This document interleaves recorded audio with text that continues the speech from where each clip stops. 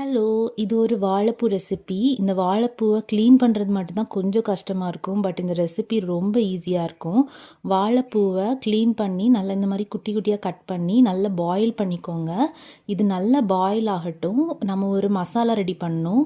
Mixer ஜாரில் coconut, மஞ்சப்பொடி, 2 red chilli, garlic போட்டு இந்த மாதிரி கொரகொரப்பாக அரைச்சிக்கோங்க. வாழைப்பூ வெந்ததுக்கு அப்புறமா ஒரு பேனில் கோகனட் ஆயில் போட்டுக்கோங்க. ஆயில் ஹீட் ஆனதுக்கப்புறமா மஸ்டர்ட் அண்ட் தால் ஆட் பண்ணிக்கணும். அதுக்கப்புறமா நம்ம ரெடி பண்ணி வச்சுருக்கோம்ல மசாலா, அதை ஆட் பண்ணிவிட்டு நம்ம கறி லீவ்ஸ் ஆட் பண்ணிக்கணும். அதுக்கப்புறமா நமக்கு தேவையான அளவு உப்பு ஆட் பண்ணிக்கணும்.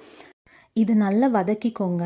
ஹாஃப் வெந்ததுக்கு அப்புறமா நம்ம பாயில் பண்ணி வச்சுருக்கோம்ல வாழைப்பூ, அதை இதில் நம்ம ஆட் பண்ணி நல்லா மிக்ஸ் பண்ணிக்கணும். வாழைப்பூவில் ஆல்ரெடி சால்ட் போட்டு நீங்கள் பாயில் பண்ணியிருந்தீங்கன்னா இது மசாலாக்கு ஏற்ற சால்ட் மட்டும் போட்டுக்கோங்க. இல்லைனா வாழைப்பூ ஆட் பண்ணி மிக்ஸ் பண்ணதுக்கு அப்புறமா நீங்கள் டேஸ்ட் பார்த்துட்டு உப்பு ஆட் பண்ணிக்கோங்க. ஸோ 6 மினிட்ஸ் நம்ம இதை ஒரு மீடியம் ஃப்ளேமில் குக் பண்ணோம் அப்படின்னா இந்த ஸ்டேஜ்க்கு வந்துடும். அவ்வளோதான், வாழைப்பூ வறுவல் ரெடி.